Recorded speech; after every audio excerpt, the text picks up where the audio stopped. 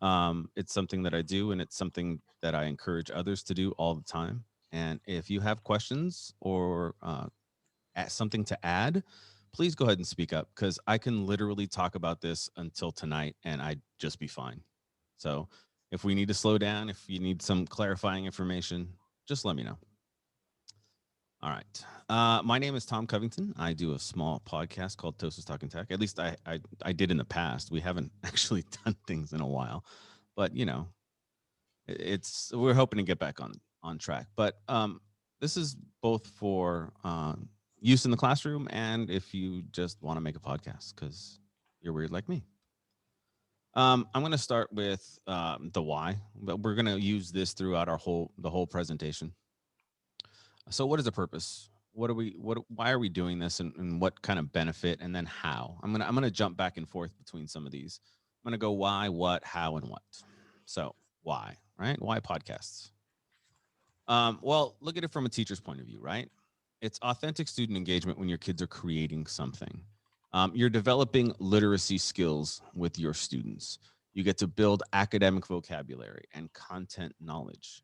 We're fostering those 4 C's through every single podcast and other 21st century skills. We're promoting social emotional learning. They're not in a silo, they're actually um, having interaction with other students as they go. We create authentic audiences for student work, right? Like that's one of the ones, especially high school students, especially sometimes in English. I have to stretch on getting them that authentic audience, and this was one of the ways that I can help students buy in.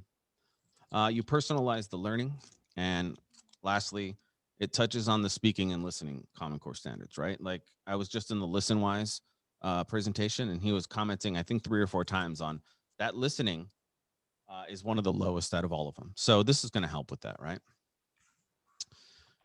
From a student perspective, oops, it's fun, right? I love talking to other people. Kids love talking to each other. If we can redirect that into something a little more academic, that's great. They're going to talk to each other no matter what. You can have some really highly engaging lessons. Podcasts can inform, persuade, analyze, reflect, tell a story, or some combination of all of those things. You don't have to just be doing the same thing over and over again. There's a lot of variety in what students can do with these tools.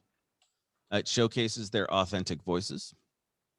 It engages them in deeper learning with their passions and interests, right? Like when I'm doing a podcast on something, the first thing I do is I research the heck out of it because I don't want to sound like I don't know what I'm talking about. And we can help our students develop those research habits as well. And then empowered learners. Students own their own learning process, project planning, audio editing, finished creation, and distribution, right? Because that's the part of this whole process. Not only recording something and editing it and making sure it looks good, but actually having others listen and engage with it. Ideation. This is my why. This is why we started Toast is Talking Tech. We started it because we needed to get PD to teachers. And we were also competing with like 8 new initiatives. And it was alphabet soup, right? It was MTSS and New English and Office 365 and what else? The positive PBIS. And so there was just a whole bunch of stuff. And no one had time for Mike and I when we wanted to come out and train, but we still needed to do our jobs. We still needed to train people and make stuff available. So we did. Podcasting was kind of the way to do it because it was on demand. And even though they didn't know that they needed it yet, eventually they were going to recognize it. So this was our why. I'm going to skip how and go to what real quick. And this one has an asterisk because I want to make sure everybody knows what we're on the same page when we're using the podcast vocabulary. Okay. So podcast is a series of spoken audio episodes, often focused on a particular topic or theme, then broadcasted for listeners to subscribe to the show with an app on your phone and listen whenever and wherever they like. Okay, my friend Brian Briggs said it's like a DVR for your ears, right?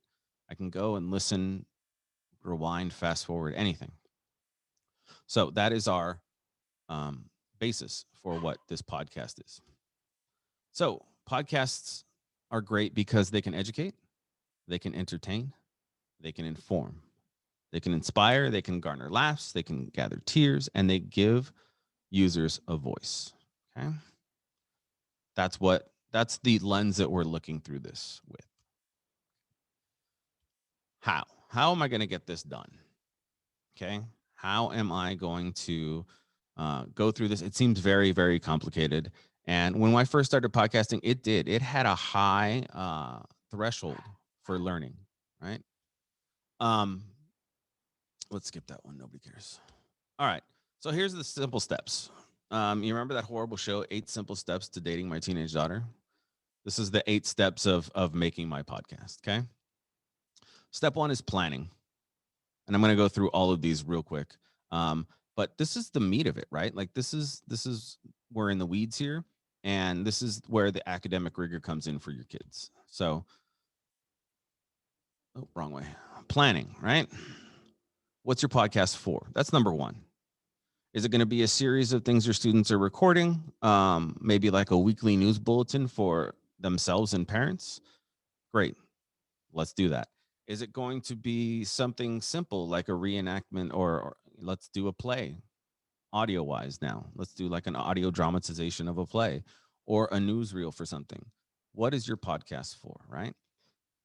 Your podcast is going to have an audience. So who is it for? Is it for your parents? Is it for other teachers? Is it for students in the class to listen to each other's work and to help out? I did a whole bunch that was just students reading out their essays out loud so that other kids can, instead of having it in front of them and reading, could easily download and listen to the. And I like that because I can always mess with the speed, right? I don't have to read yours at 1 time. I can read it 2 times. And as long as you don't sound like a chipmunk and I can understand what's going on, I can move forward. And then 3, because it's a podcast, we need to give people a reason to listen. Now, sometimes those reasons present themselves, right? Like if I'm doing this for a classroom project it's like a weekly bulletin of the stuff that we did in class. I have a built-in audience in my parents, right? Those kids' parents are going to want to listen to see what their kids were doing during the week. I have other students as audience members as well. So when we're actually bringing these things together, we want to think about why are people going to listen? There's an awesome planning guide down here that I've linked. It's by Brent Coley. Oh, I'm gonna have to look at that redirect. It's his podcast planning guide. I'm gonna have to ask him to update that. But yeah, it's awesome. I'll get that link fixed. The second part in it is naming your podcast. I'm an English teacher and I love me some alliteration. So our podcast was Tosa's Talking Tech. We also had one called the Bassett Bulletin. There was one from Covina High that David Platt did, Tech Tips with Tech Squad. It's memorable things, right? So I have a couple of other up there that you kind of want to be able to make it memorable, right? So that's what the fact is here. We want to make it as memorable as possible. So 3 schools of thought. 1, make it clever. 2, make it descriptive. Or 3, make it personal. Okay. I have a bunch of descriptions or examples of each of those up there, but it's something you want to talk about together. Like if we're making a class podcast, let's talk about the name together. Let's spitball some ideas. Let's get solicit all the students, all that kind of stuff. Planning episodes. This is the next piece. How long do you want to make your episodes? You know, there's been some really, really awesome podcasts that I've listened to that are seriously 5 minutes long. I subscribe to one that I listen to almost every day, and it's never over like 2 minutes. And I'm getting the name right now. I think it's What's New in Tech. Listen to it every day because it's only like a minute long and it gives me exactly what I need. So, short end of the spectrum, great. I also listen to a couple other podcasts like Malcolm Gladwell's Revisionist History. That's like an hour and a half long, some of them. Great. How long are you going to make yours? What's realistic and what's sustainable, right? How often are you going to produce your episodes? Now, it's going to take a while to not only record, but you have to think about planning. You have to think about editing. You have to think about actually recording the podcast and all the research that goes into behind it. So if I want to do a daily podcast, do I have realistically enough time to get that done. Or if I want to do a daily podcast for my class, am I going to put my students in a rotation so that, every 5 days, it's their turn to record for the day and push it out? So something you think about. How long, how often? Is it going to be seasonal? We didn't do this at first, and then we had other podcasters that were doing it, and we're like, yeah, that fits. Like for Toast Talking Tech, it's mainly done during the school year, so we kind of started naming our seasons after that. So I think this is season 6. I don't even remember now, but yeah. So we have every new school year we start over with a different season just to keep our heads wrapped around it. Episode titles. It's a way to let your listeners know what's going to be happening. So I like titling the episode with what's happening. But if the only thing that you're titling, if you're doing like that daily podcast, is, hey, this is week 4 of school this week, this is what we did, that works too. Okay. Why am I doing? Okay, there we go. So podcast formats. There's a bunch of different podcast formats out there. We have the solo show. There's a couple examples of solo shows up there. We have the co-hosted show. Ours is co-hosted. It's me and Mike talking. And then we have the interview show. Okay. If you've ever listened to Leo Laporte, he does the Tech Guy radio show on the weekend that he then turns into a podcast. He's all about interviewing people and asking questions. The co-hosted show is nice. Even when I've had students do podcasting, which I have before, I had a nice, I'm going to shoot this in here. It's a really blurry picture, but these are students at the high school that wanted to produce their own podcast. And I'm like, all right, come on out, let's do it. And so they sat around and recorded a podcast talking about what was going on during the week. They loved it. And it was done through our ASB class, and I distributed out to kids. So they had a dream, and I said, let's do it. It's always nice to have more than one person around you while you're doing this, because you can play off of each other. Mike and I do that really well. I had a solo podcast for a while, and it was really hard because I had to pull all the weight, and I couldn't have any like lulls in the conversation because it was all me. So giving especially students somebody to play off of or work with and kind of divide the load was a lot better for the format that I did with the kids. And then the last one, what did I put? Other roundtable documentary docudramas. Okay.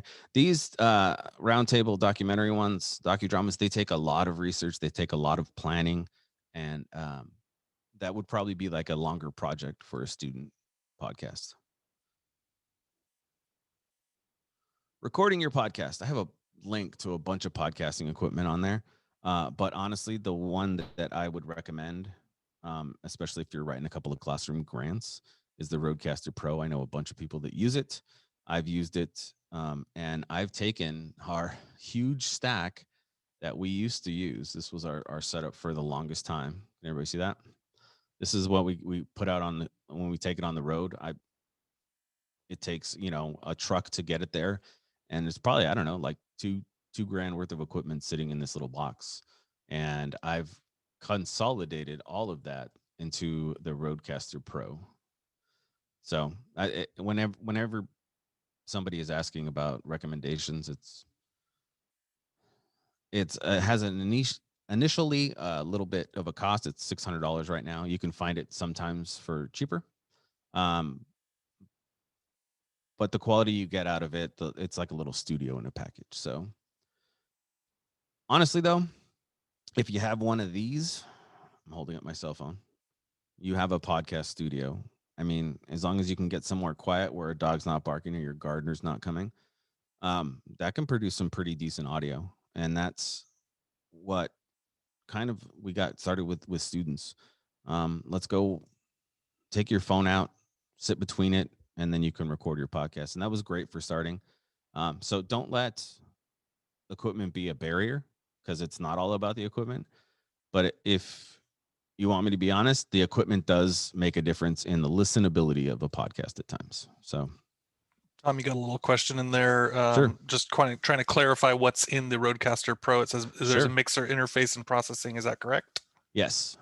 Mixer interface, processing in the background, So yeah, I can cut out some of the noise, like my dog barking here, the gardener. Probably you can't hear him because I have my limiter on the gate on the broadcaster. It cuts out all the background noise.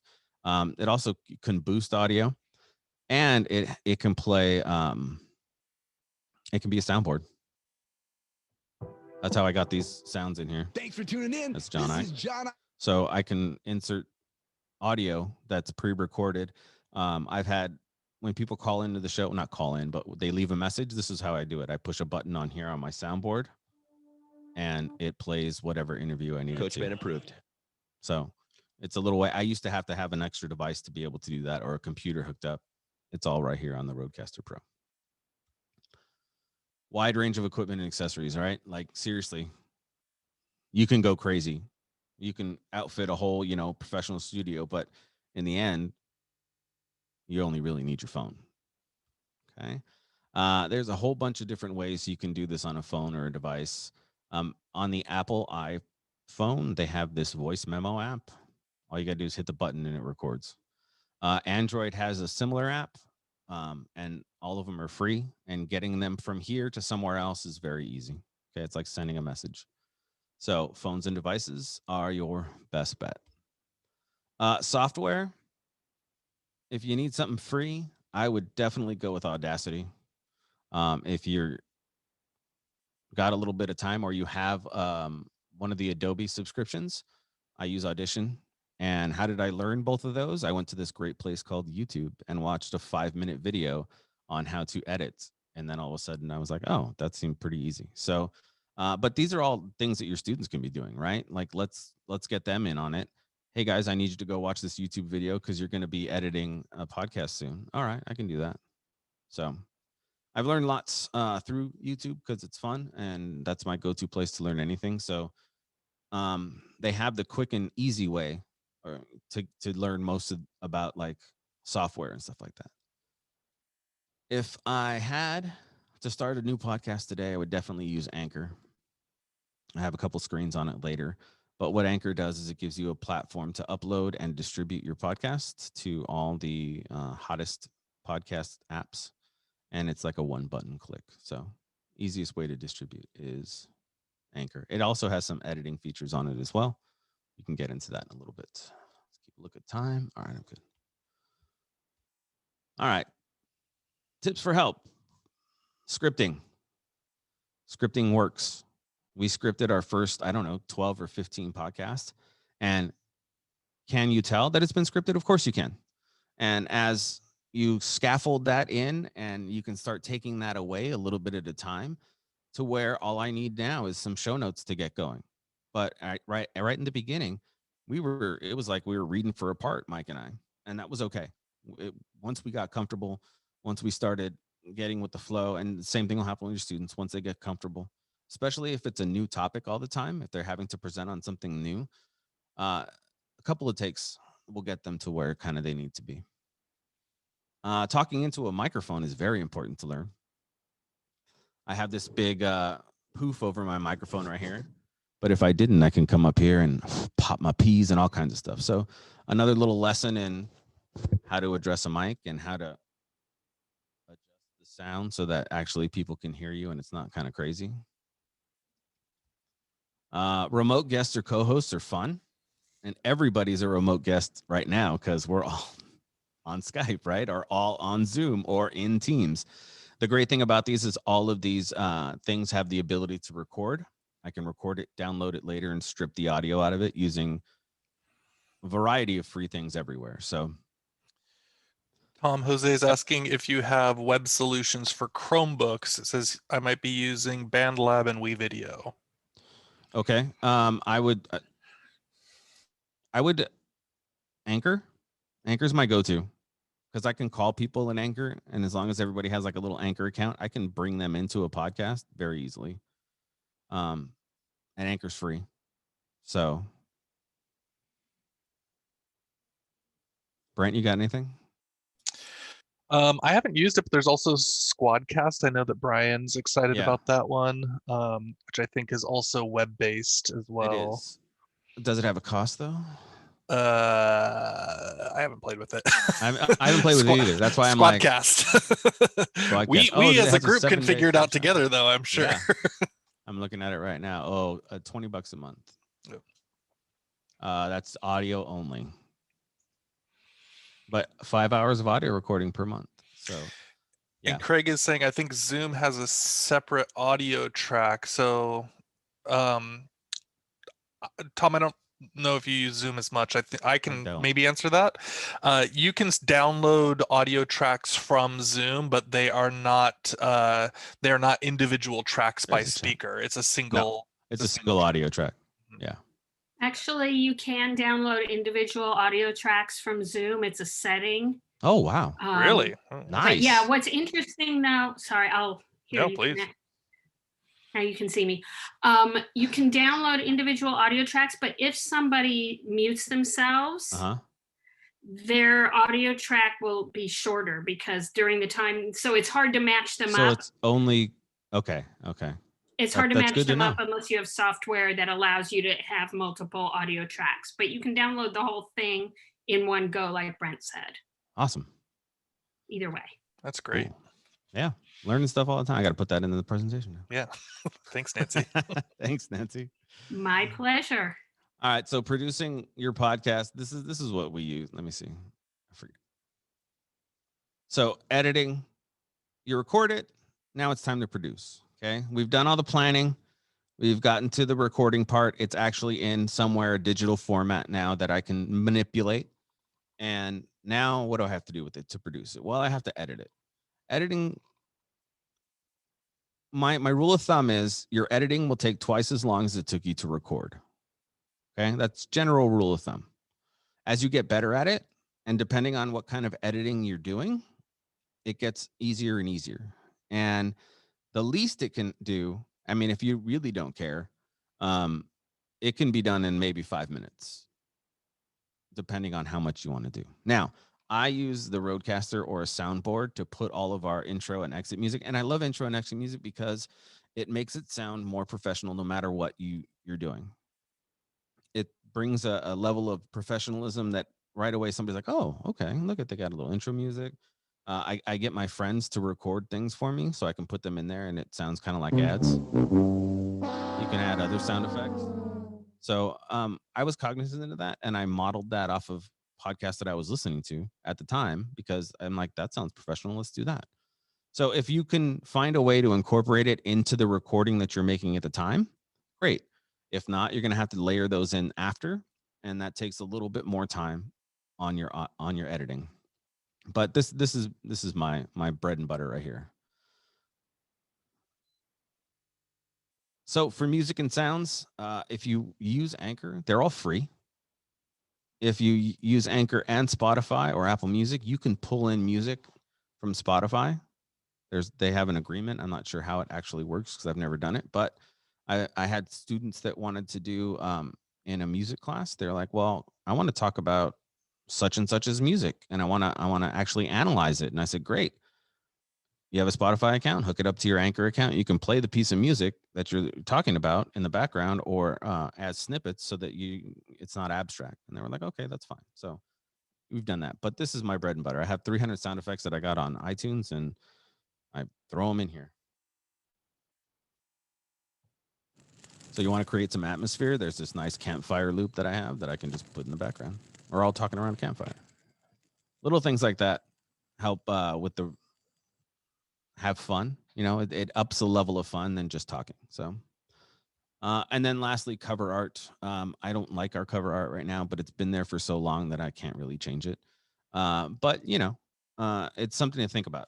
Depending on what you're doing, we personalized ours with our little memojis that haven't aged very well.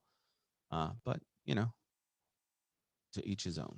So Tom, I'm just going to catch up on a couple questions here. Great. Can students have their own Anchor and then you can access it to put the podcast on my podcast Anchor? So transfer from someone else's podcast, I think, into yours so that you have like I think, Stacy, what you're asking is, can you make a collection of podcasts from your students?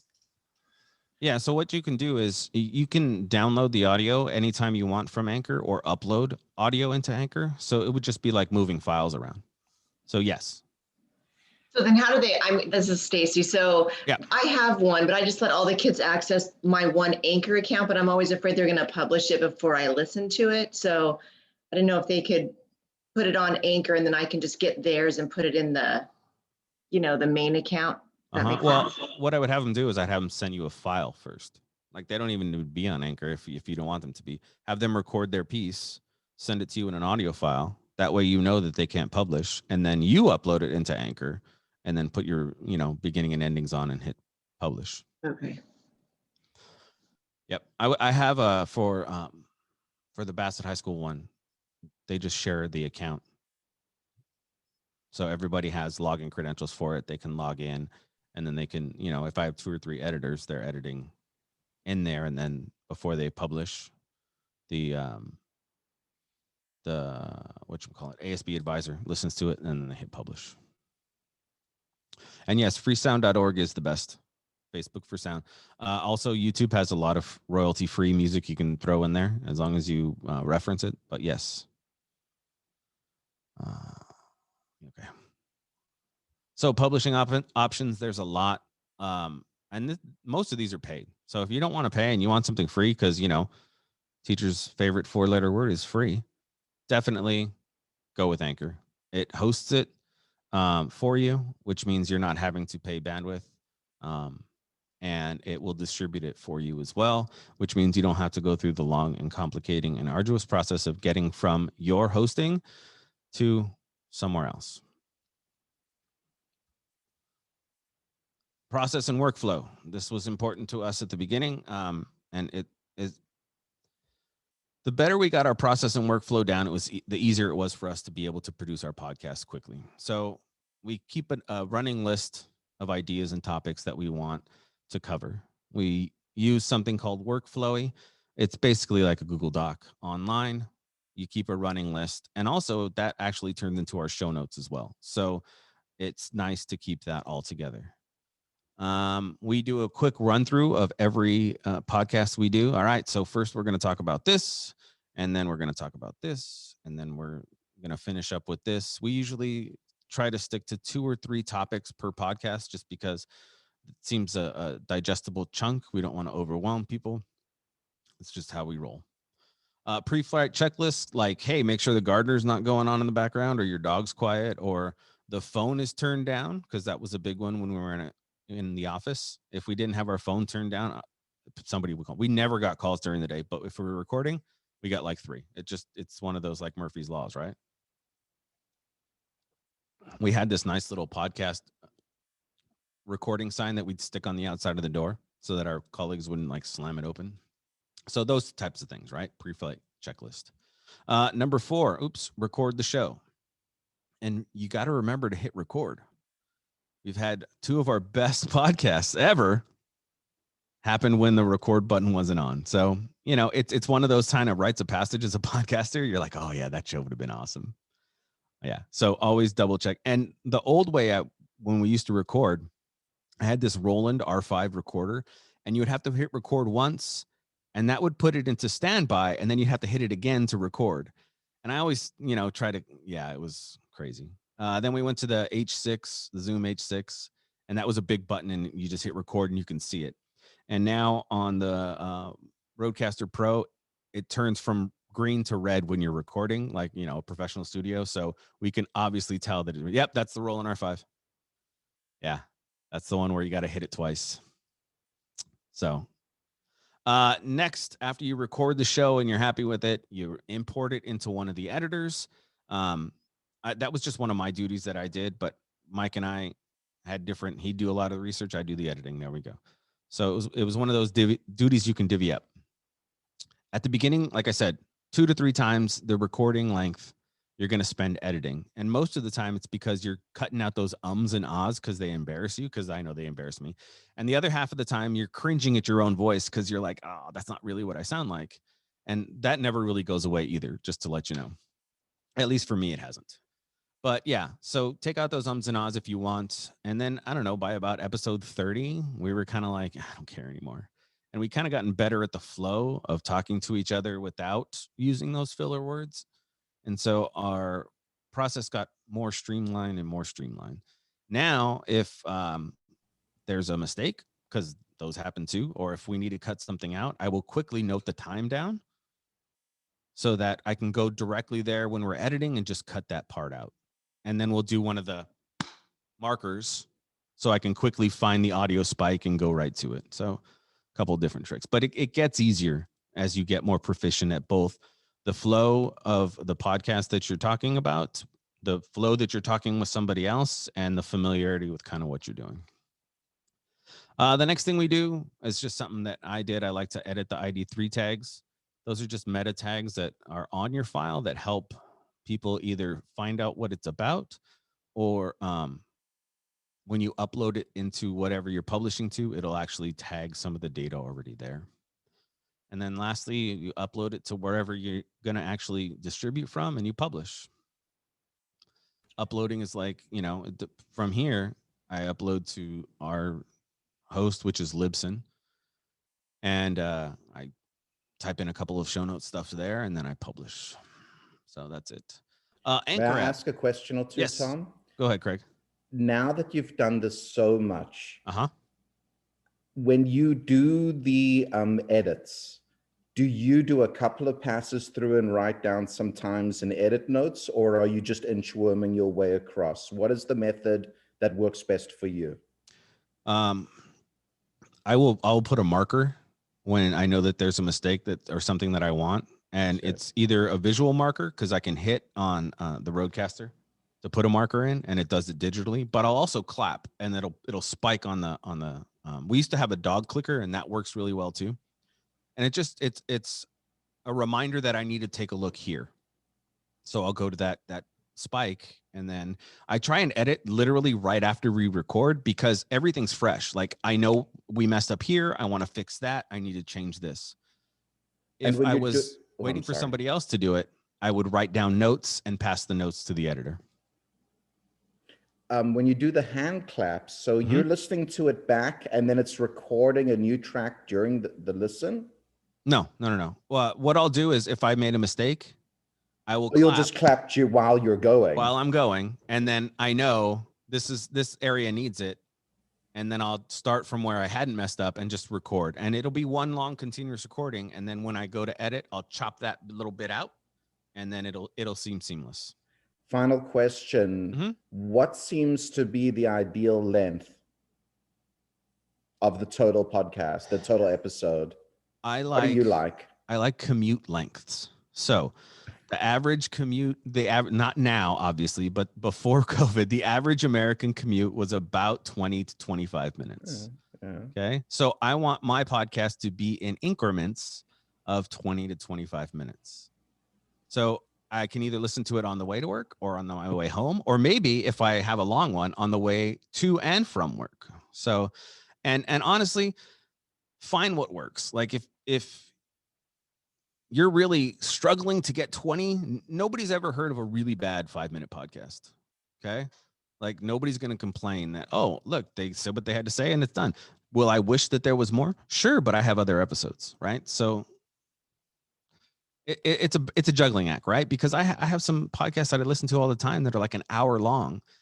And then you'll have to take into account as well, is somebody listening to your podcast at the right speed, or are they listening to it sped up? Whenever I listen to podcasts, I'm listening at 1.7, 1.8. So do what works for you.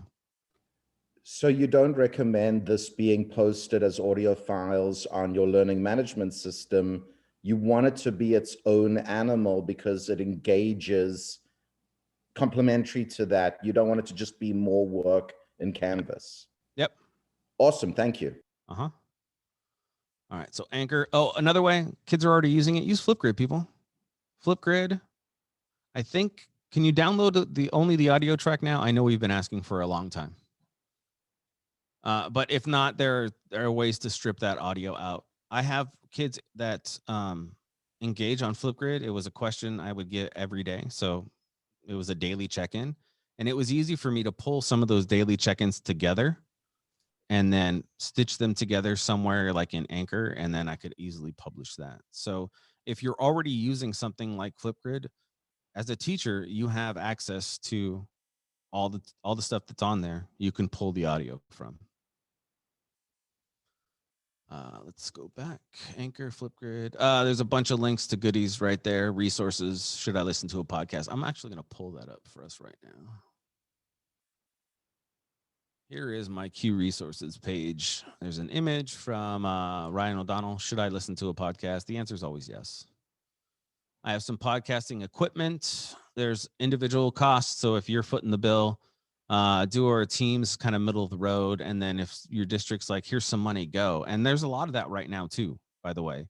Let's use that learning loss maintenance funds. I would write something up right now and say, this is what I need to help my kids. And this is what we're going to do to chronicle our journey as, you know, COVID's going on. My kids are living history right now. Let's do this. So, and all that's right here. So our old rig had some Heil PR40 mics. I got packages for that. So just alone in the mics, because I had a grant, I was writing a grant. The mics were about $1,000. The mic that I'm using right now is, I think, $199, and then I have some Shure. I think they're S57s. Hold on.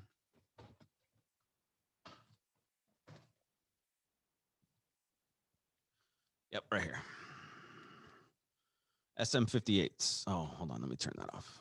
You can't see my background. Virtual background, none. All right. This is the SM58. This is, you know, the quintessential microphone, and these sound great on the Rodecaster. So you don't have to put $1,000 into the microphone. I just did because I could. Pop filters. They're these little ice cream cone things. They work wonders. I got a pack of these. I think it was 10 for like $4. So, and COVID, like, I don't want every kid to be using the same pop filter just for sanitary sake. So there's a whole bunch of that. I broke it down into like extras and editing, show notes, guide. These are guides to publishing on iTunes from each of these places. And then here's the Rodecaster Pro. This is what it looks like. It's an awesome tool. It lights up and has fun things. And they're constantly upgrading and making it better. So like when it first came out, it couldn't do multi-track recording. So if that's something you were looking for, it was like, I can't. It also took forever to upload from there into my laptop, and they've made a lot of improvements. It only had one set of sound pads. Like I can only play 8 sounds at a time. Now I can switch between 3 different ones, so I can have a bunch of different sound pads loaded. So yeah, it was well worth it, in my opinion. Let's see. All right. What am I going to have my kids do? Right? Like that's the last thing. What am I going to have my kids do with this? Well, I'm looking at this through an English teacher lens because that's how I taught for 15 years. So I would have them tell a story or recap a story. I would have them proofread their work aloud. I've told the story before, but the first time I got a Google voicemail number, I would have my kids call that number and read me their introductory paragraphs and grade them. And that's how I'd grade them. And they would record it 2 or 3 times and they'd be like sending me the email, Mr. Don't listen to my first 2 voicemails. It's the last one. It's the last one's the best one. Do it. And I was like, look at, you're editing and I didn't even have to tell you to. So there's something about reading out loud that helps you with your editing. Oral presentations gone digital. Peer feedback is a good one as well. You can use stuff like Flipgrid for that. Really easy. Record conversations or debates. We had Socratic seminars we would record when we were all getting together. It was nice. And then I had a teacher that had a standard book review form that she had the kids read. Instead of actually having to read all these book reports, she could listen to them. And it gets really clear really fast if a kid really hasn't read the book. So very good way to assess. If we were together or if we could break out into rooms, I would actually have everybody practice by interviewing somebody else. Here's a little digital or form that you can do that. It also gets you talking to people that you haven't met before, and you see how fun it is to talk about anything with somebody else. And then I have linked samples to try right here. So we had students going to our 5th graders going to the 8th graders going to the kindergarten class, reading them books when we were in person. Now, an 8th grade teacher is actually having a student record them reading the book and then sending it down to the kindergartners so that they can listen. So really cool ideas coming out of just using audio in the classroom. There's a bunch of other awesome resources. How much time? I don't even know how much time I have left. I'm not a good We got about presenter. 5 minutes left. Oh, perfect. I timed it. I mean, I knew exactly what I was doing. There's a whole bunch of other presentations that you can go ahead. I asked for permission on all these, and everybody said, yep, share mine. Great. And then I put some podcasts for elementary students in here. I did a presentation with Brian Briggs at Fall Q, whenever the hell the last Fall Q was. It's been so long ago. But we did this presentation together, and he had these great links, so I'm sharing them with you. This is for elementary students. There's podcasts for middle school students. Here's podcasts for high school students. And then here's podcasts for PD, and there's tons more out there. Okay. Question time. I also, like my friend John Kirpo, give free tech support for life. So if you don't have questions now and some come up later, you can at me on Twitter, DM me, and I am always around to help. I love talking about this stuff, and I love helping people with it as well. So let me pop the chat open because I closed it on accident. All right. Kid Nuz. TLC Ninja was on there, yep. All right. If nobody has any questions. There's a question there, Tom, asking if we want students to edit on Chromebooks. Do you have a recommendation? Anchor will help you edit as well. You can cut.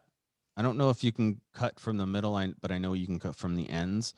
Let me look because I have. So I asked that question. I actually teach elementary music. Oh, fun. Yeah, so we're online, and it's been an interesting challenge, kind of trying to come up with projects. But I'd love to have them do some editing that involves maybe like some sort of music analysis, and then talking about it, and then putting music in.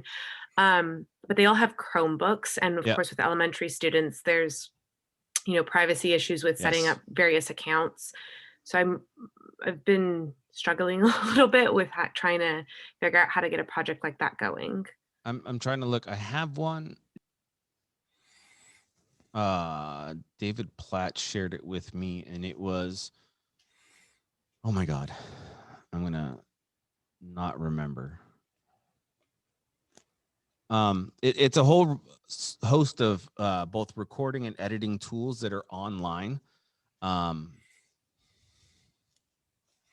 Oh man, I can't think. Voice recorder online, maybe?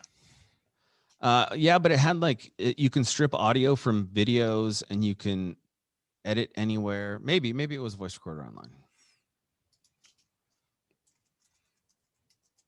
It was David's Bold that I did for him too. I'll find it as soon as I can and drop it in here, and I'll put it in the presentation as well. Okay, great. Thank you.